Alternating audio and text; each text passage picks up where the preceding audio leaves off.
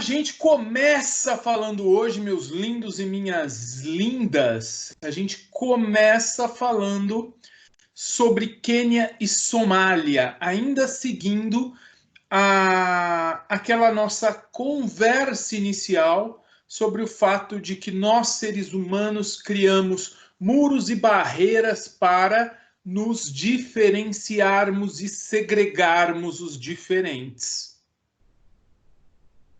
Pois é, somos culpados pela miséria que se estabelece sobre nós.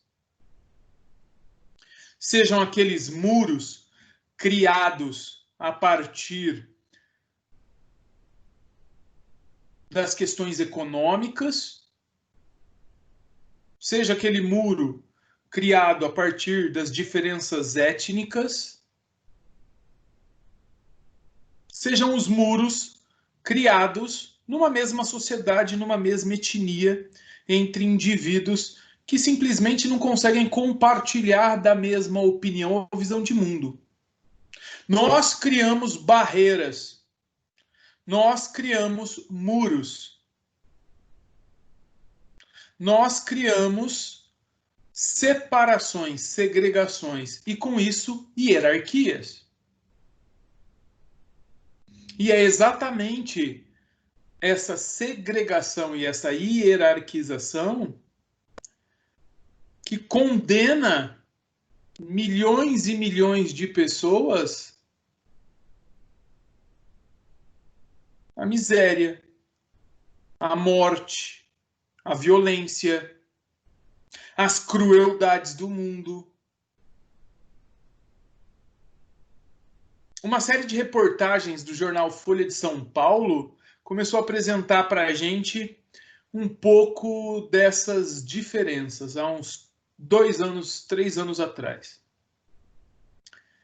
Uma série muito premiada de reportagens, muito bem escritas, e que, de certa maneira, trouxeram ao debate as segregações.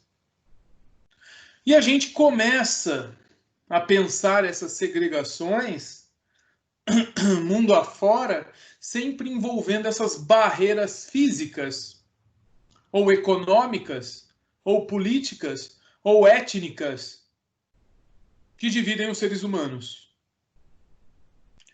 Então a gente começa a pensar em Quênia e Somália. Mas o que será que esses dois países africanos têm de elegível para entrarem nessa discussão? Bom, é um pouco disso que a gente começa a tentar entender. Simbolicamente, o muro é o que segrega, né? Simbolicamente, o muro é o que afasta, é o que separa. E quando ele é físico, quando ele é construído para ser uma barreira visível, aí esse muro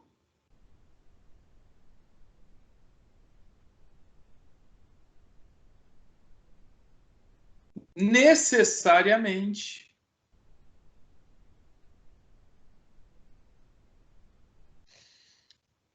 vai ser não só moral, ele vai ser uma agressão física. Né? Então pensem que o muro separa mundos, separa universos de existência. Essa é a ideia de segregação. E a separação desses universos pode ser exclusivamente moral, ou mais do que moral, pode ser violentamente física. O muro é uma violência. E aí a gente tem que pensar um muro concreto. Os Estados Unidos e México, esse é um muro concreto. O muro entre palestinos e Israel, é um muro concreto. Só que eu quero tratar uma questão que é um pouco mais desesperadora, se é que dá para fazer comparativos, e eleger o mais desesperador ou menos desesperador, o menos violento e o mais violento. Acho que não dá, mas enfim. A situação da Somália é uma situação caótica, num limite assim inacreditável de desumanização. E eu queria fazer um fechamento, né, em relação à Somália. E esse fechamento, então,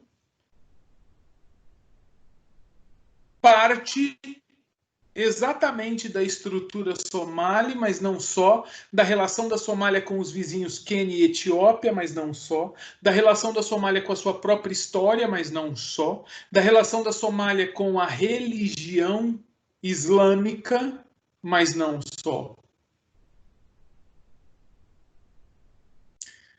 Bom, a Somália é um estado falido, né? Do ranking de 2017 dos estados mais falidos do mundo, a Somália era o segundo. Só perdia para um recém-criado estado do Sudão do Sul. O que é ser um estado falido?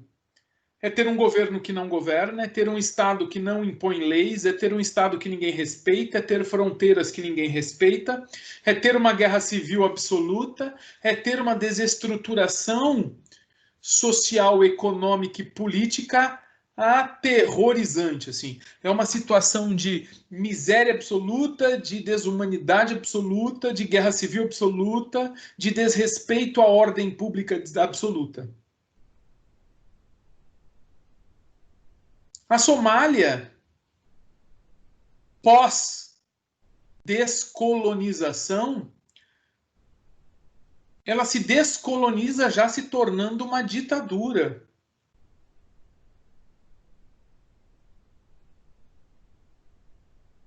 E na década de 90, quando essa ditadura rui, novos candidatos a ditadores começam regionalmente a se organizar e a lutar pelo poder central.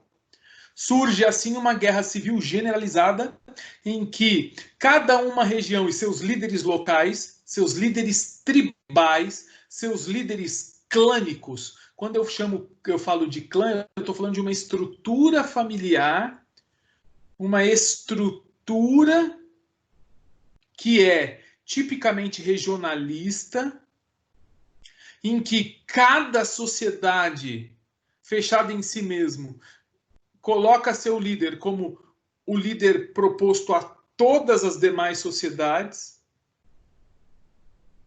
E aí a guerra entre estas estruturas clânicas familiares leva a uma situação de desordem, desorganização política absoluta.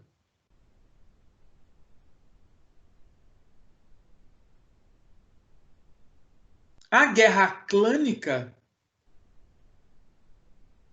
se apresenta como o resultado da disputa pelo poder, da disputa pelo controle, da disputa pela riqueza, da desorganização desse Estado que está falido, que está completamente sem estrutura. E para alimentar essa guerra, cada clã precisa de armas, precisa de financiamento. E muitos deles, para obter o tal financiamento, vão se lançar ao mar através da pirataria somali para sequestrar navios cargueiros transatlânticos para pedir indenizações e resgate para poder se armar e continuar sua guerra clânica. Quer dizer, a guerra clânica, de certa maneira, é o pivô para a busca de recursos que também vão acontecer, essas tais buscas, na pirataria, que acontece ali na região do Oceano Índico e no Golfo de Aden. Bom, essa sociedade toda desorganizada, que vive no caos, claro, por conta da própria estrutura colonial e da própria guerra civil, vive na mais absoluta miséria, na mais absoluta desordem humanitária, e obviamente que este caos, esta violência e essa desumanização por conta da proliferação da miséria cria um espaço extremamente fértil para o surgimento de uma religião, se não o surgimento para ampliação de um pensamento religioso. E este é o campo fértil que o sunismo islâmico encontra, que por si só não é um problema, se ele não alimentasse ideologias extremistas numa juventude que, vendo a desordem, vendo o caos, vendo a guerra clânica, percebe que a única maneira de estruturar o país é através da violência religiosa, é através do jihadismo. E é assim que surgem os indivíduos do Al-Shabaab. Eles surgem num país que vive numa guerra civil, desde que se viu independente, ou é ditadura ou é guerra civil, em que a colonização já gerou miséria e que a violência e a luta ampliou a situação de miséria absoluta. Obviamente que o fundamentalismo foi a resposta, a justificativa para que estes indivíduos ali na Somália pudessem se jogar ao jihadismo, à luta contra a influência do Ocidente, contra a guerra clânica, contra a miséria.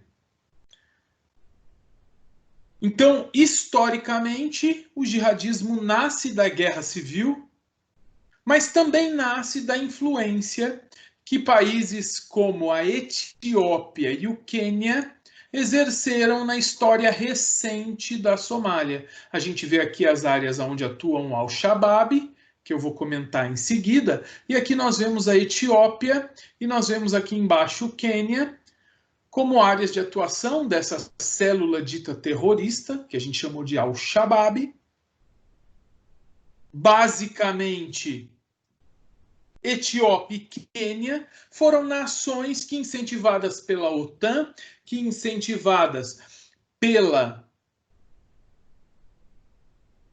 União Africana, incentivadas pelos Estados Unidos, interferiram nas últimas décadas, invadiram militarmente, ocuparam territórios somalis nas últimas décadas, sob a justificativa de acabar com o caos da guerra civil, sob a justificativa de ajudar humanitariamente a Somália. E o povo somálio se viu, além de com uma guerra violenta, clânica, com miséria absoluta, se viu novamente sendo colonizado, agora a mando do Ocidente, por Etiópia e Quênia. Este caos que garantiu a ampliação do Islã, garantiu também com que os jovens islâmicos se prendessem às leis e à sua própria visão de mundo e à sua própria interpretação das leis islâmicas, uma interpretação que é, sim, fundamentalista, no caso deles, jovens. O que é o fundamentalismo? É justificar ações violentas e ações completamente distantes da religião moderada através da religião, justificar a violência como arma de consolidação do império de Deus. Então, o fundamentalismo ganhou espaço e surge, então, a juventude, cuja tradução Al-Shabaab não é nada mais, nada menos do que a formação de um grupo de guerrilheiros islâmicos, sunitas, jihadistas, que vão para a guerra santa contra a Etiópia, contra o Quênia, contra a influência ocidental, contra o governo estabelecido e imposto de forma neocolonial pelo Ocidente nas últimas décadas do século XX e no início do século XXI, e com a guerra civil clânica que se estabelece de maneira generalizada dentro do país. Ou seja, o Al-Shabaab é a alternativa de construir uma nação islâmica teocrática sunita como base do fim da miséria e do fim do caos imposto pela guerra clânica e pelo Ocidente. É assim que o Al-Shabaab se vê. E é assim que muitos que seguem o Al-Shabaab o observam dentro desse país que não tem estrutura social, política e econômica, que é um Estado falido. Quer dizer, o caos é tão grande que a única alternativa é se fiar num pensamento radical sobre Deus, imaginando que é da vontade de vida divina pegar armas e ir para a guerra violentamente para conquistar novamente a nação. E aí, o Al-Shabaab ganha legitimidade e comete atrocidades que são indescritíveis, assim. Em 2019, em julho, um atentado com 26 mortos, 10 mortos em 2019, em março, num outro atentado. Em 2017, 3 carros-bomba explodem na capital da Somália, Mogadíscio, matando 300 pessoas de uma só vez e ferindo mais de 400 pessoas. Outro caminhão-bomba explodindo em 2019, em março, matando outros 23. Um atentado com 13 mortos na Somália, lá em 2016. Um outro atentado na Somália, em 2015, aliás, esse não foi na Somália, foi em Garissa, no norte do Quênia. Um atentado que matou mais de 100 pessoas no Quênia, numa universidade, na cidade de Garissa, em que o Al-Shabaab entrou lá e foi matando todos que não eram islâmicos. Por quê? O Quênia. Porque tanto no Quênia quanto na Somália, o Al-Shabaab comete atentados para mostrar-se contrário a essa postura intervencionista, tanto do Quênia quanto da Etiópia, a mando do Ocidente. Embaixada norte-americana na Etiópia, embaixada norte-americana no Quênia, atentado em Garissa, na Universidade de Garissa, atentado num shopping center na capital do Quênia, em 2015 também, matando mais de 70 pessoas. Então o Al-Shabaab começa não só a atuar dentro do próprio território para mostrar para aquele governo que ele não é representativo porque ele é o governo do imperialismo sobre o país. Atentados que mostram a postura guerrilheira do Al-Shabaab querendo criar um país unificado pela região, contrário, portanto, à guerra clânica. Um atentado contra a Etiópia, um atentado contra o Quênia, mostrando o jihadismo deste grupo. Quer dizer, olha só que loucura, né? Um país que já vive a guerra civil entre clãs, que vive a miséria absoluta dos indivíduos, que vive a desestruturação social plena, em meio à pandemia do coronavírus, se aqui nas nossas favelas nós temos uma desordem social e um esquecimento por parte das estruturas do Estado brasileiro em relação aos cuidados com os pobres, você imagina num país cujo governo não é representativo, não é democrático, não convence a ninguém, que um país que tem uma guerra civil plena há décadas, um país que tem miséria absoluta e nenhuma ordem social. Não existe uma assistência de saúde pública, não tem sequer estrutura de coleta de água e esgoto, quer dizer, está muito piorado. Se o Brasil já não tem essas estruturas, tendo um Estado funcional, você imagina no segundo pior Estado do planeta em termos de estrutura de Estado. Esse é o campo fértil do jihadismo. Esse é o campo fértil da defesa por parte de alguns desse avanço da violência. Desse avanço da violência com justificativa fundamentalista na religião. Da busca por um Estado que parta da religião. Olha que maluquice. Olha que doideira. E aí, nós vemos que esse Estado, que é o segundo Estado mais desorganizado do planeta, perdendo apenas para o Sudão do Sul, que também vive em guerra civil, é um Estado que repele uma população que é pacífica, uma população que não quer se incluir na guerra de clãs ou não pode, e que não quer viver na miséria absoluta. Então a gente vê indivíduos buscarem refúgio em estados que estão tão complicados em termos sociais, econômicos. Aí a gente nota que os somalis desesperados, que não querem se engajar na guerra clânica, que não querem entrar dentro desse movimento jihadista, eles buscam refúgio em nações que têm uma situação tão grave em termos políticos, sociais e de desestrutura do Estado quanto a Somália. É o caso, por exemplo, do Iêmen, que está entre as nações mais caóticas do planeta e que está em guerra civil. Ou ainda a própria Etiópia, que apesar de um Estado mais organizado, é um país que tem problemas sociais gravíssimos. O Quênia, a mesma coisa. O Quênia, por exemplo, entre os países do planeta, o Quênia está na posição 121, não. Na posição 21 dos piores e mais desorganizados estados, de estados falidos, enquanto a Somália é o segundo estado mais desorganizado e mais falido, o Quênia está na posição 21. Quer dizer, o Quênia também não é símbolo de estado de sucesso, mas recebe refugiados.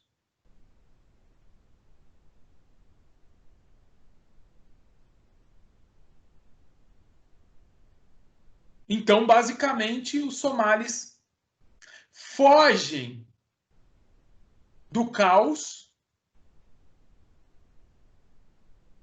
fogem desse desespero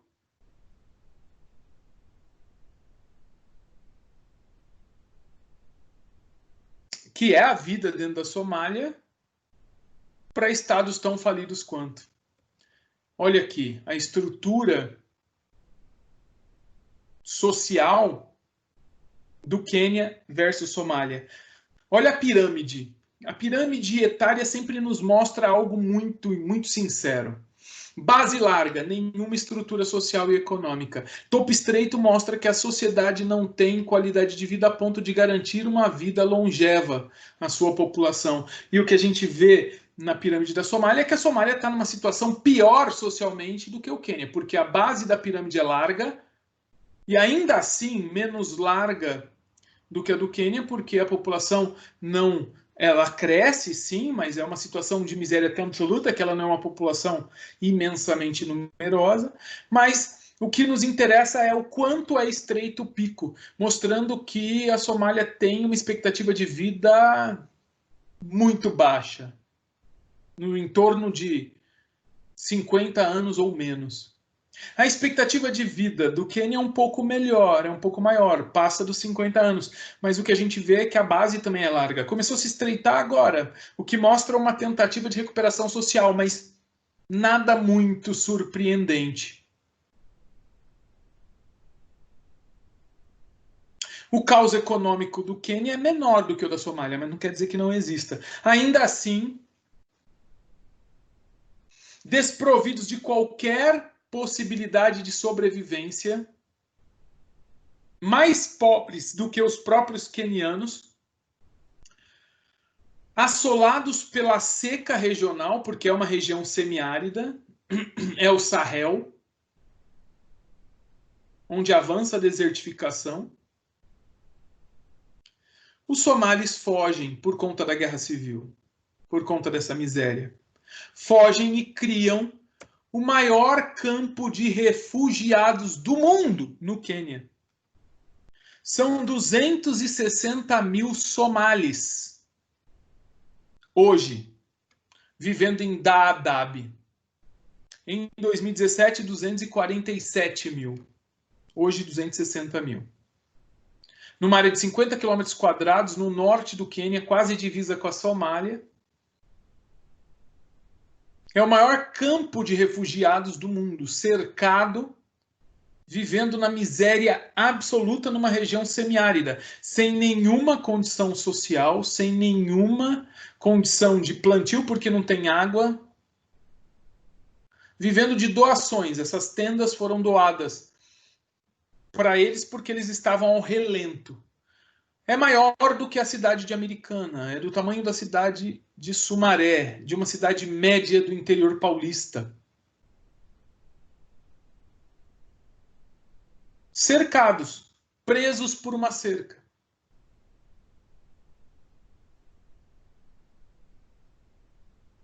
E o Quênia tem um grande problema com Dadaab. Por quê? Porque Dadaab é um centro de miséria absoluta de somalis no Quênia. E o Quênia tem medo que o Al-Shabaab, que é contrário ao poder ocidental e que é contrário ao Quênia e à Etiópia, cometeram atentados no Quênia e na Etiópia, porque estes países apoiaram a política ocidental de ocupação da Somália. Então, com medo de novos atentados, o Quênia começou a construir agora um muro que vai segregar, que vai separar a Somália e o Quênia, bem na fronteira. Então, quer dizer, você tem um campo de concentração cercado e você tem uma cerca agora entre os dois países para conter o avanço de somalis, para diminuir a presença deles em território queniano, numa região cuja fronteira já era uma fronteira quase que inexistente desde sempre. Onde a miséria é a única certeza. Olha esse mapa da fome, mostrando que a fome se estabelece em todo o território da Somália, mas mais bruscamente, intensamente nas áreas mais escuras.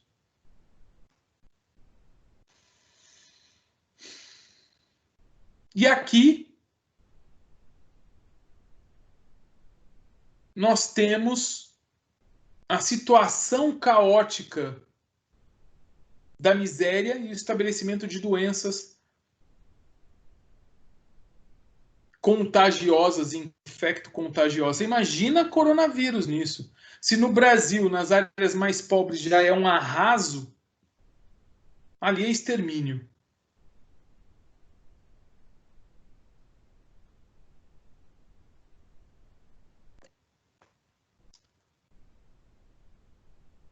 O PIB de todo o país Somália é de 6 bilhões. O Itaú teve de lucro mais do que isso ano passado. O Itaú, um banco brasileiro, teve mais do que isso de lucro no ano passado. Vocês verem o tamanho da Somália. Já é um país com grandes dificuldades em guerra civil, governo imposto pelo Ocidente, mas que sempre foi ditador e que ainda hoje, de certa maneira, não representa ninguém. Grupo terrorista interno jihadista, miséria absoluta. E existem ricos. A grande massa é miserável, mas ainda assim existem meia dúzia de ricos que concentram a riqueza nas suas mãos. O PIB per capita, $400. É claro que isso não chega nas mãos de nenhum somali, né? Fica na mão dos ricos apenas, mas $400, enquanto no Brasil está em torno de 12 a 13 mil dólares ao ano por pessoa. deles é $400, e do Quênia é 3.400, que já é baixo. É uma sociedade que abriu espaço para o jihadismo, para o caos, para a influência de pensamentos que buscam em Deus a salvação e exercem violência em nome de Deus. Estava aberto esse espaço. E o que os somalis que não se engajam na guerra clânica e também não se engajam na guerra do Al-Shabaab, na guerra religiosa por um Estado islâmico lá, são obrigados a conviver com a miséria, com o despossuimento, com o desespero de um Estado inexistente, ou com o refúgio, ou fugir para um país que está tão caótico quanto o seu. Essa é a realidade da maior parte do povo somali. E é um pouco disso que a gente vai ver num trechinho de vídeo. Olha só. Em 2015, o Quênia anunciou a construção de uma barreira para fechar os seus 700 quilômetros de fronteira com a Somália. O projeto andou pouco e, até agora, apenas 5 quilômetros foram concluídos. A ideia é impedir novos atentados como o ocorrido em Garissa, em abril de 2015, quando 147 pessoas foram mortas em uma universidade. O ataque fortaleceu o discurso pela construção de muros na fronteira e foi reivindicado pelo Al-Shabaab, uma facção terrorista islâmica ligada à Al-Qaeda. O grupo surgiu como consequência da Guerra Civil da Somália, iniciada em 1991, quando o país saiu do domínio do ditador Siad Barre e mergulhou numa disputa armada entre várias facções. O governo somali se fragilizou, abrindo caminho à fragmentação territorial e disputas internas. O Al-Shabaab cresceu nesse contexto. O grupo quer um Estado com leis baseadas no islamismo, já que a grande maioria da população somália é muçulmana. Suas ações transbordam para o vizinho Quênia, porque ali estão também somalis muçulmanos, que dividem o país com cristãos. A fronteira entre o Quênia e a Somália foi desenhada de forma arbitrária pelos colonizadores europeus no final do século XIX. O mesmo aconteceu com outros países da África. Em muitos casos, esse desenho não levou em conta a configuração de etnias originais, que não estavam organizados em estados. Por isso, mesmo após décadas de independência, somalis e quenianos vivem como se essa fronteira não existisse, passando de um lado a outro sem se preocuparem com passaportes ou cercas. A guerra civil e o desmantelamento da Somália provocam grave crise no país, aumentando a miséria. Além disso, o país também vem sendo castigado por severas secas.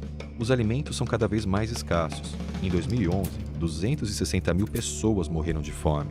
Hoje, a Somália é considerada um estado falido, ficando em segundo lugar no ranking de estados mais frágeis do mundo, atrás apenas do recém-criado Sudão do Sul. Com isso, os somalis começaram a buscar melhores condições de vida em países vizinhos, como o Quênia, ainda que a situação nesse país esteja longe de ser o ideal. O Quênia está em 22º lugar nesse ranking. Hoje, existem mais de 1 milhão de somalis refugiados em outros países. 313 mil estão no Quênia. São números expressivos, considerando que a população total da Somália é de quase 11 milhões. O muro que está sendo construído entre esses dois países deverá provocar mais efeitos sobre esse movimento de somalis castigados pela fome e a pobreza do que a tentativa alegada de impedir atos terroristas. O grupo Al-Shabaab atua em células autônomas e pode recrutar membros que já vivem no Quênia.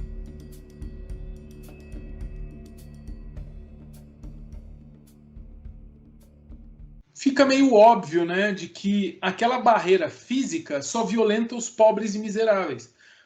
Porque para um grupo como o Al-Shabaab,